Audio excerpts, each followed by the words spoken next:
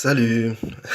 Alors, ces jours-ci, je m'exprime de moins en moins puisque bon, il y a plus grand-chose à exprimer. Mais, hem,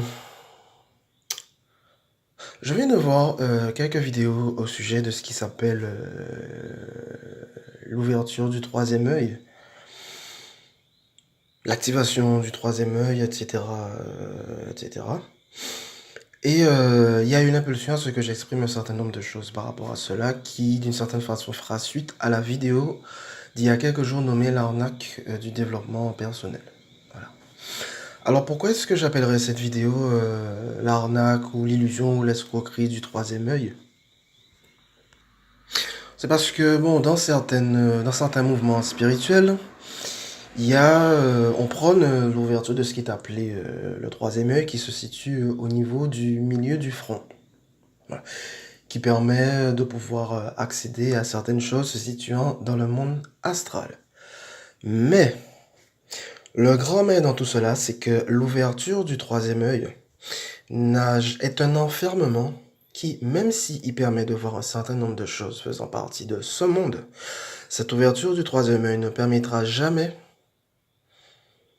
d'avoir accès aux autres mondes se situant au-delà de l'astral de ce monde et au-delà de ce monde.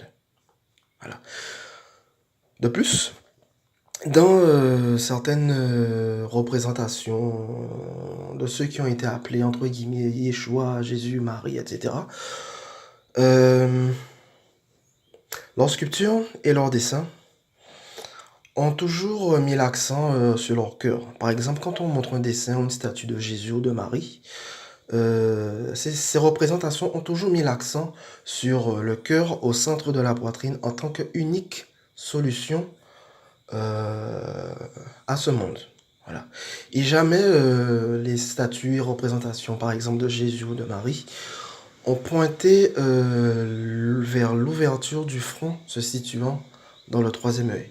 Ce qui est un indice très très important où en cette période il y a une espèce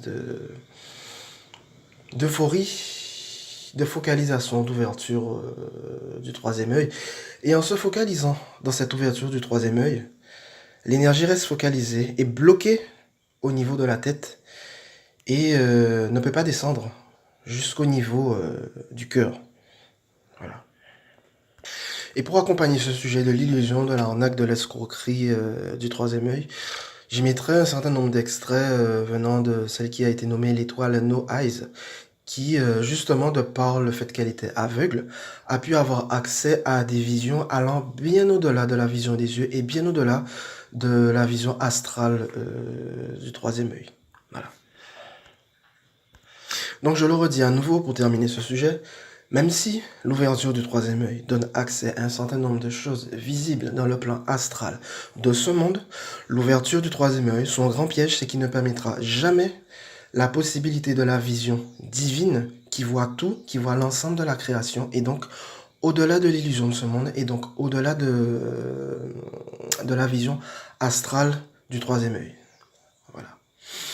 Donc voilà, ben c'est ce que je voulais transmettre par l'intermédiaire de cette vidéo sur l'illusion de l'ouverture du troisième œil, qui fut un temps, moi aussi, m'avait intéressé jusqu'à ce que je finisse par en comprendre l'arnaque, le piège, le leurre qu'il y a dedans, et que je laisse ça tomber, afin de rejoindre encore une fois cette fameuse phrase Père, je remets mon esprit en toi, tes mains, que ta volonté soit faite et non la mienne, qui n'a absolument rien à voir avec une ouverture de troisième œil, mais qui est au contraire un abandon total et définitif de l'illusion de l'ego, pour laisser toute la place à la volonté divine et laisser toute la place à la vision divine qui n'a absolument rien à voir avec la vision du troisième œil.